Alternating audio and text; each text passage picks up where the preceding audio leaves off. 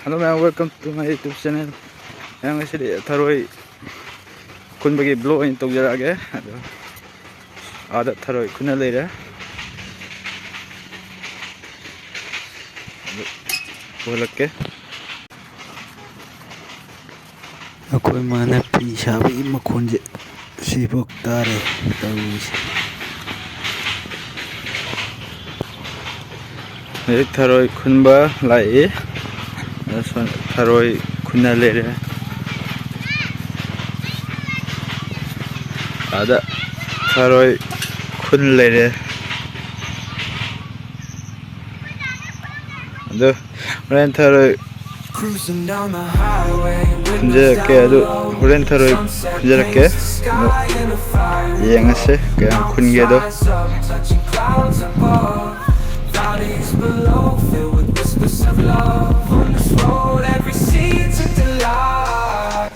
let's go in paring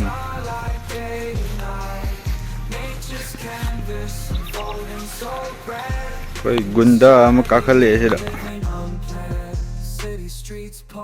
Tharoi game khulaba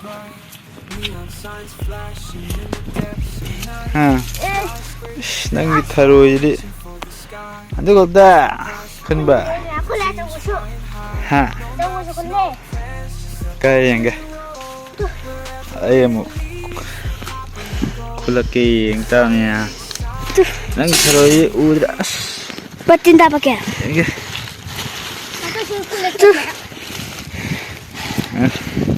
Tu biar baca usuk. Fajar. Ya, hai juan. Do ayam khulake do ren. Yang asai.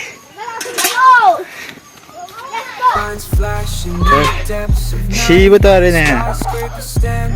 Kita meso ada khulle dia. Dreams flying high, no maps, no plans, just an open road. Wherever it leads, we'll happily go. Jadi yang asih, Tharoi khulak paganda. Tharoi anda tahu udah nih. Tharoi itu khunbak ke yang minat sih. Kali. Tidak. Tharoi kulang kah jadi mayam khunjarage yang se Tharoi belum tahu dia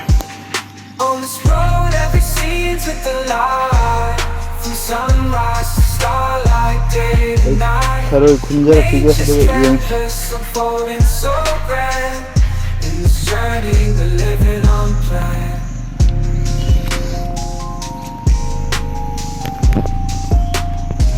Man, Tharoi anda tahu udre.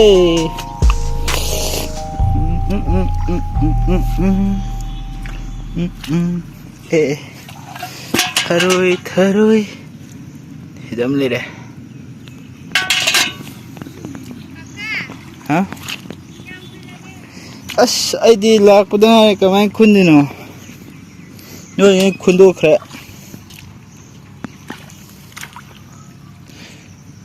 Tharoi tholo hei.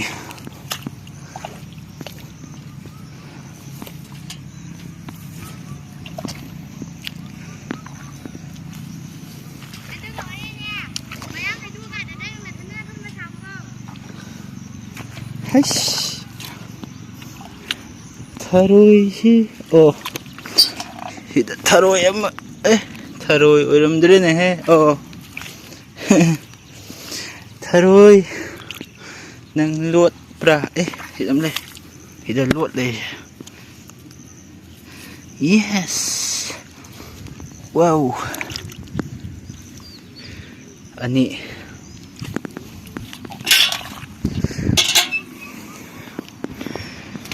Masih weather deh, tidak naik deh. Tharoi jadi, masih fajar, tinggal ni, juga, hayang sa, biar. Tharoi saja, udah. Tharoi Nang kayda lut pra.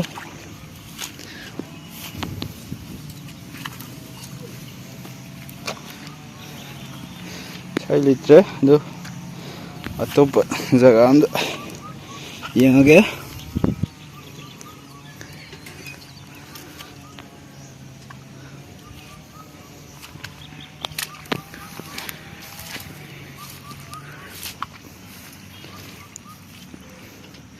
Koi turen paring labuk tharoi hojik leise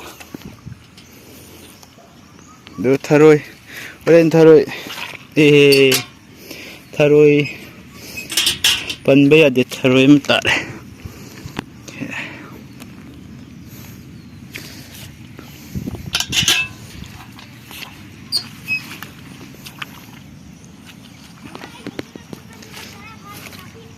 Jadi usah lagi weather sing nong sumang ada ngahi kuller atau nang kaya kuller ba hash pare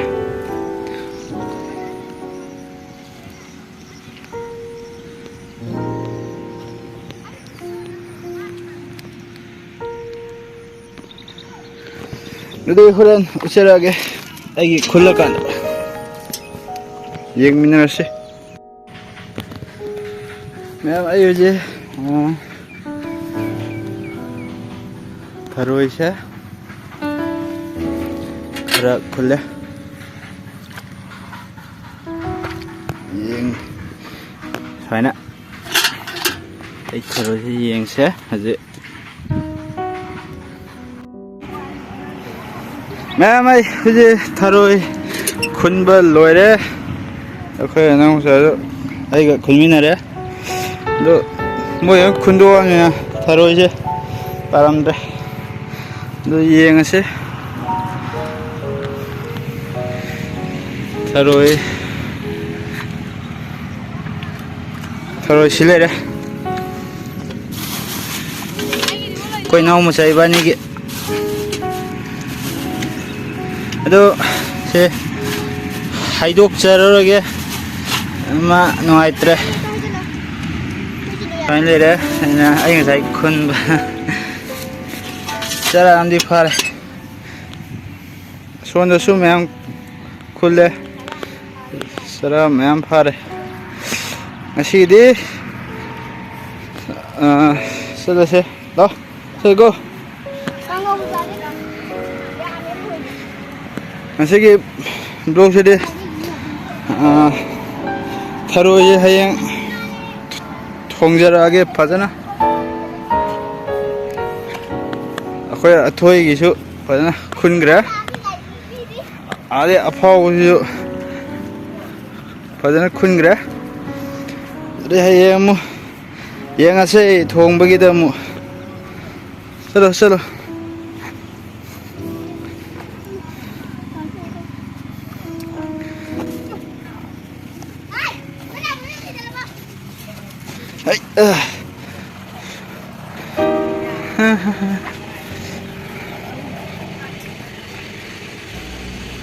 Fajarai main road ne sampai hey main road sunan lera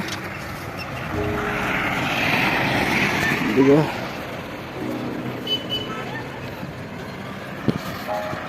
saya besul lagi video saya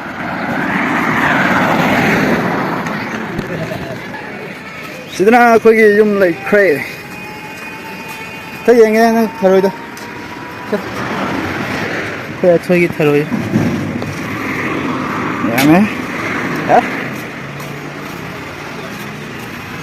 Sidana yum le.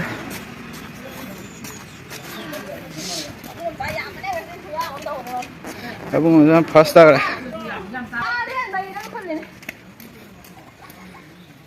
Jadi thong bây giờ sẽ cái hay thong anh ngay xí đấy thong rồi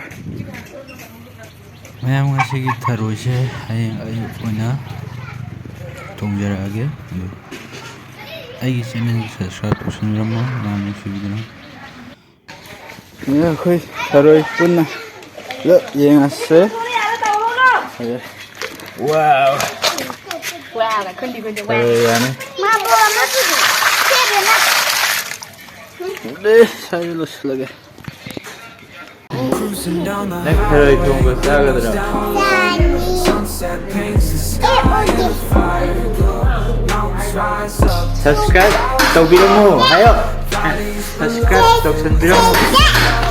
ꯇꯧꯁꯟꯕꯤꯔꯝꯃꯨ every season ꯍꯥꯏꯗ꯭ꯔꯣ sunrise to starlight, day to night. hello mayam good morning ngasi tharoi thongjarage haibado lere thongjarage yengasi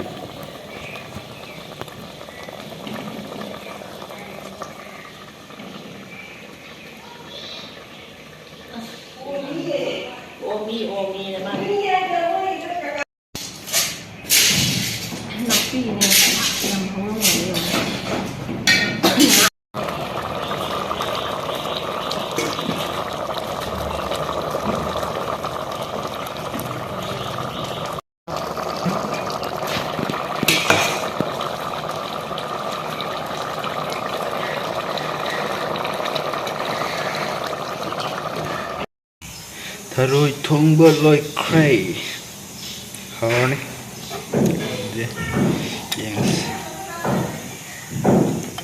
samna thong finally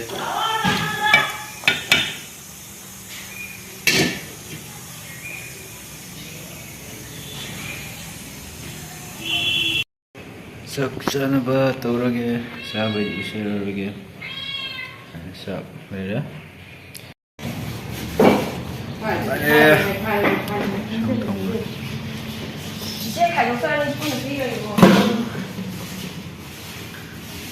ꯑꯗꯨꯗꯤ ꯆꯥꯕꯩꯗꯤ ꯏꯁꯤꯔꯒꯦ ꯍꯥꯎꯔꯅꯤ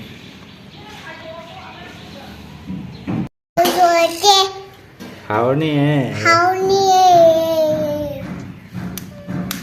자 먹으려게 네 하오라시라 싸봐 하우두만 브로